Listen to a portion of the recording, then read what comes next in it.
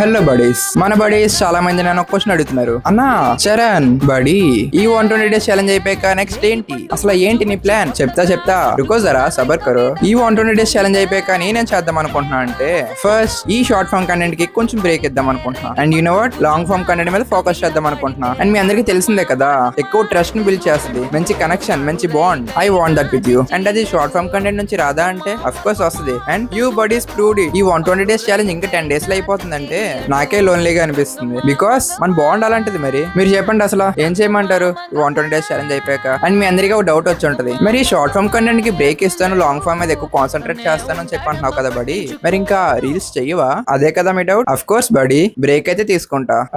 మీ స్కూల్లో break period ఎంతసేపు ఉంటుంది? ఒక 10 minutes. అండ్ యా, ఇది కూడా అంతే. I will be back soon. మన ఛానల్ ని ఇప్పుడు వరకు సబ్స్క్రైబ్ చేసుకోకుండా అండ్ మన పేజ్ ని ఇప్పుడు వరకు ఫాలో అవ్వకుండా ఉంటే వెంటనే చేసుకోండి. It's never too late buddy. See you in the next one.